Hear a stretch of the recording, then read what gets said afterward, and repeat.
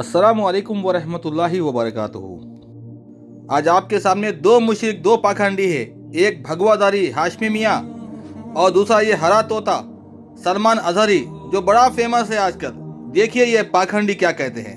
काबे में अली का कदम नबी के कंधे पर हो सकता है, तो अली का पोता अगर बगदाद की जामे मस्जिद में खड़ा के कहे मेरा कदम वलियों के कंधे पर है, तो क्या हैरत की बात है। वो शहीनशाह बगदाद अगर मिंबर पर खड़े होकर के ऐलान कर दे कदमी हादिही अला रक़बती कुल्ली वलीयिल्लाह, मेरा ये पाँव तमाम औलिया की गर्दनों पर है। गौसे पाक ने जब बगदाद से पुकारा तो पूरे मशरिक़ और मगरिब, शुमाल और जुनूब के औलिया ने यूं कहा था, ये दिल, ये जिगर है, ये आंखें, ये सर है। ये दिल, ये जिगर है, ये आंखें, ये सर है, जहां चाहो रखो। जिन बुतों को तोड़ने के लिए अल्लाह के नबी ने हजरत अली को अपने कंधे पे उठाया था, ऐ अली तोड़ दो इन बुतों को, इन माबूदों के मूर्तियों को तहस नहस कर दो। और ये मुशरिक कब्र परस्त उन्हीं बुतों को बनाकर, बाबों के बुता बनाकर, बाबों की मज़ारें बनाकर पूजा करते हैं और कहते हैं कि बाबा ने ये कहा कि मेरा कदम तमाम औलिया की गर्दन पे है, तो बुरा क्या है। तकब्बुर है, घमंड है, और कोई घमंडी वली नहीं हो सकता है।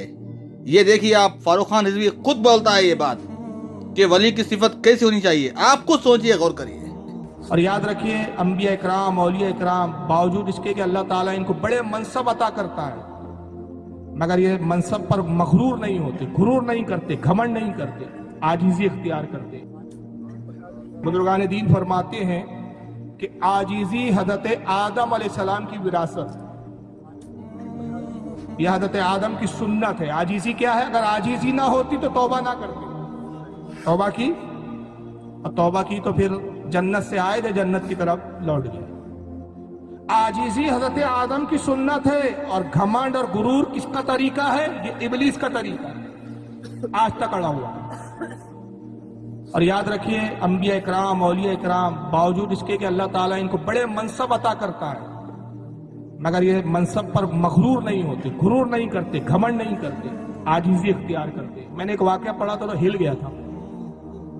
अंबिया का क्या हाल था तो हमारी औकात क्या है। हम छोटी छोटी बातों पे फक्र और घमंड जाहिर करते हैं, एक दूसरे पे फोकियत जाहिर करने लगते हैं। मूसा अलैहिस्सलाम कोह तूर पर जाते, अल्लाह से हम कलाम हुए। रब तबारक व तआला ने इरशाद फरमाया, मूसा कल जब कोह तूर पर लाओ तो अपनी पूरी उम्मत पे एक नजर डालना, और तेरी उम्मत में जो सबसे बड़ा गुनाहगार हो उसको कोह तूर पर साथ में ले आ। मैं देखना चाहता हूं कि तेरी उम्मत में तेरे नजदीक सबसे बड़ा गुनाहगार कौन है। तू किसको सबसे बड़ा गुनाहगार, खताकार समझता है? हजरत मूसा ने वादा किया, परवरदिगार मैं बनी इस्राइल के सबसे बड़े गुनाहगार को कल ढूंढूंगा, तलाश करूंगा और तेरी बारगाह में हाजिर करूंगा। मूसा अलैहिस्सलाम आए। दूसरा दिन जब वो कोह तूर पर जाने का वक्त आया तो आप तन्हा कोह तूर पर जा रहे, साथ में कोई नहीं। कोह तूर पर पहुंचे, रब ने इरशाद फरमाया, मूसा वो गुनाहगार को नहीं लाए। का रब्बे कायनात, मैंने पूरी बनी इस्राइल पे नजर डाली, मैंने अपने से बड़ा गुनाहगार किसी को नहीं पाया। बताइए, नबी है।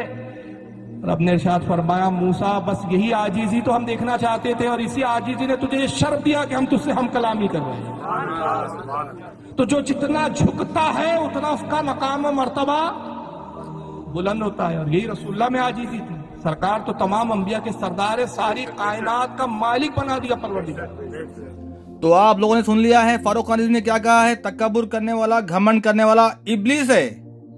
अब फैसला आप करें।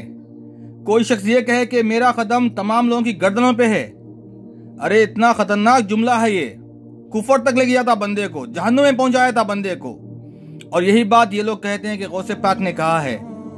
मैं ये 1,00,000% गुमान रखता हूं कि अब्दुल कादिर ने ये बात नहीं कही होगी, क्योंकि वो बंदा एक नेक बंदा था, और वो बंदा ये कहता था कि मैं अपना ईमान बचा के खबर में पहुंच जाऊंगा तो उस दिन मैं कामयाब होऊंगा। ऐसा बंदा कैसे कह सकता है।